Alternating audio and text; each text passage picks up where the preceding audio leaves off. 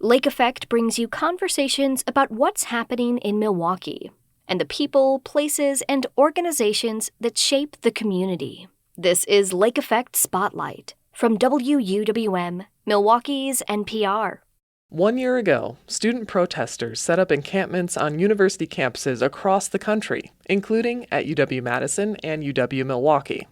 They were protesting the war in Gaza and urging universities to disinvest in Israel.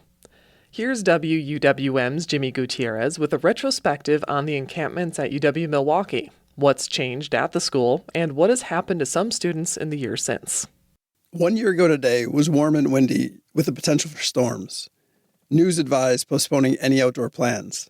That morning, student protesters would set up a 2-week encampment on the University of Milwaukee's campus. I mean, I even right now I'm emotional just looking around and seeing this grass empty, not seeing any tents here, not seeing any people here, not seeing, the community. There were people here that said, I haven't felt like I lived on a college campus until this very moment. Amin Atta is a UWM senior. He's set to graduate in a few weeks. But last year, he was organizing a coalition of student groups protesting what he calls the university's silence in an ongoing genocide. And he says that encampment was never a sure thing. We're like, okay, first, do we have a purpose for this encampment? Because, we don't just want to do something just because other people are doing it. So let's look at our context. Let's look at UWM. Do we have a reason to do this? Do we have demands from the school? Has the school shown a lack of cooperation, a lack of any type of movement or any type of support for the students? Has the school shown bias and support for Zionist groups, In the discussion with the other groups, he says everyone was on the same page. Yes, action was necessary. But if they wanted to do this, they would need to be quiet. So what we did, we organized a protest on Monday morning, and nobody knew that protest would turn into the encampment. The protest started outside the university's library, named after one of the most famous alumni, Golda Meir. The march led down Downer Avenue, hanging right on Kenwood Boulevard, stopping in front of Mitchell Hall. When everybody was gathered here, we were chanting, and I took the mic and I said, "Welcome to Palestine lawn." And this is the beginning of our UWM encampment for Palestine. Over the past year, a lot has changed for UWM, for student groups like Amin's, and for our country. But what hasn't changed is that students are still organizing what they and international human rights groups called an ongoing genocide in Gaza, a place where food and aid supplies haven't been allowed to enter for almost 2 months. So what can be learned over the past year? And where are things now? Amin says he expected the encampment to last a day, maybe 2. That's because he didn't know what the university police or Milwaukee's police department would do. Kelly Meyerhofer from the Milwaukee Journal-Sentinel says that's one thing that set the UWM encampment apart. UWM took a pretty low-key approach, hands-off approach to the deal. It was on, at one point, like more than 40 tents on their campus, and they stayed there for 2 weeks without police intervention. Whereas at Madison and at a lot of other universities across the country, there were these very visceral images of police tearing down the tents, clashing with protesters. Amin says once protesters got word they wouldn't be bothered, it was a kind of turning point for the culture of the encampment. People started to relax. That's when we really started to amplify the programming. We started focusing on more community efforts. We started to focus on, having activities for people, creating the actual vibe of one connected, community. Organizers started imagining what could be. Educational teach-ins, art builds, music, food, culture.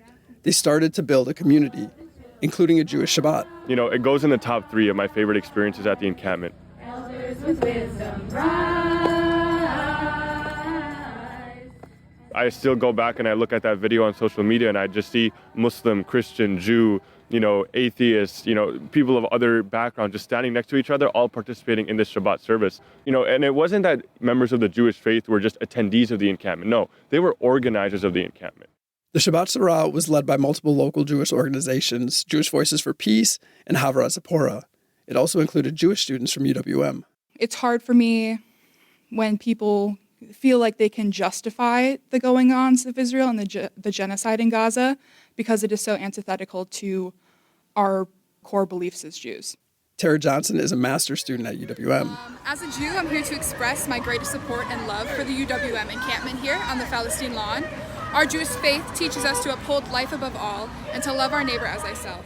As Rabbi Tara says there are a bunch of moments that are unforgettable, including working with Amin. But nothing was as impactful as the Gaza Vigil. part of like the prayer process, I got to lead the Mourner's Kaddish, which is the Jewish prayer for mourning for all the people like murdered in Gaza. I wanted to say, as we pass 40,000 deaths, we want to make sure that we humanize these numbers. We need to remember that this number means 40,000 people with lives, families, careers, dreams, and goals. It was also my first time kind of being around like Milwaukee's like Palestinian and like Arab American community, and that was really cool because it's big and just seeing the amount of children too. It's a very young community, so at night it was so cool to see like a bunch of kids like running around laughing, having like a good time, but also still sharing like that solemnness of the reason we're there. While all this was going on, the students had a list of demands that they were quietly negotiating with administrators. Amin was at the head of the table in those talks. You know, I told them at the table, and this was in front of other student groups, I said, look, you can arrest all of us in this room right now. You can expel all of us. You can go out in the encampment and try to do that, but we're not leaving. He says after those talks, the tone from the university changed. They were taken seriously. They knew they easily outnumbered university police, and they knew the university wouldn't want this dragging on through graduation.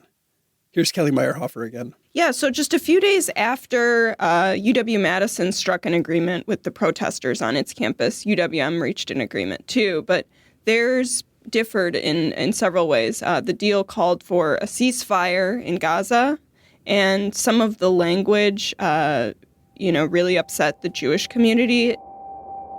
The resolution cited a UN expert and the International Court of Justice and said both have called Israel's actions a plausible genocide, which the Jewish community really took offense to. And just a few days after UWM's agreement, the UW system president, which is sort of like the UWM chancellor's boss, came out with a statement and said, I'm disappointed in the deal, which was quite stunning. Meyerhofer and others pulled public records of UWM Chancellor Mark Monet's emails and other admin. She found professors pleading not to send in police. Local Muslim leaders wrote in support of the students.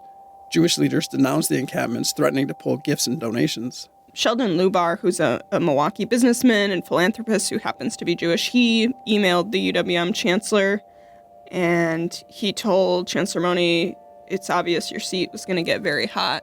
And it did. A few months later, July 3rd, just before a holiday weekend and during summer break, Monet announced he was stepping down at the end of the year. So after, this June, he will no longer be chancellor, which I found very interesting, the timing. He had been a chancellor for about a decade, so maybe he was, that is kind of a long time, and maybe he's just ready to step down, and this had been decided before. But, announcing it on the day before a holiday struck me as sort of unusual. I feel like most chancellors kind of want a lot of attention, to sort of like have a chance to say this is what we've done over the past decade, and this was slipped in right before a holiday when there's not as much public attention on it. There have been other changes at the university and for the whole UW system. There are now guidelines that require chancellors to consult with the UW system before negotiating with protesters. There are student protest policies requiring them to be so far away from university buildings and how they can protest in the first place. Kelly Meyerhofer says free speech experts have told her it'll be questionable to enforce. Some students have faced expulsion or have been unable to re-enroll or put on academic probation. But there's something else that's been happening more recently. The targeting of universities by the current presidential administration, including the revocation of student visas.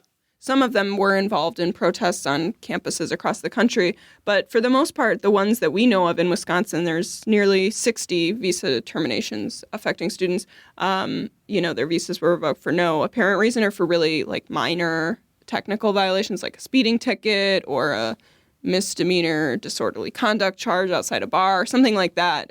Those are the cases that we've heard of. UWM sent out a single email to students and staff regarding the students affected. They didn't respond in time for us to include their comments in the story.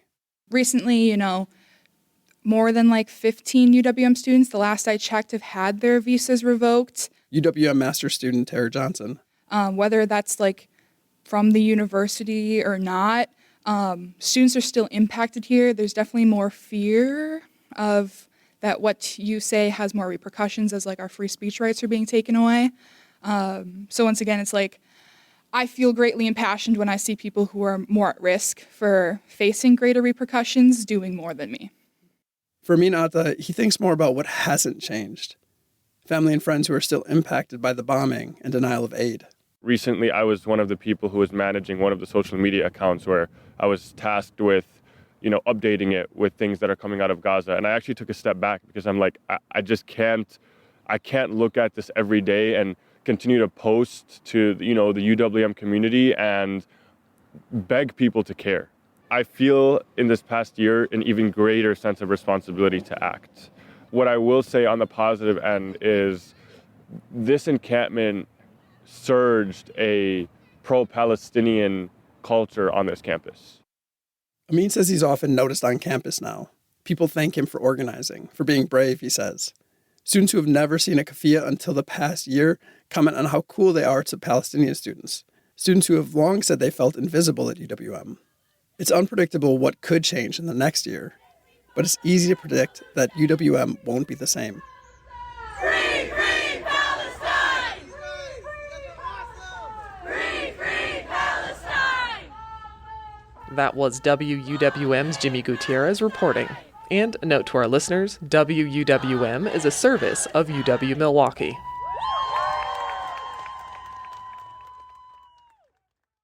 You can find more interviews like this one by visiting wuwm.com/Lake Effect. And while you're there, subscribe to the Lake Effect Spotlight podcast.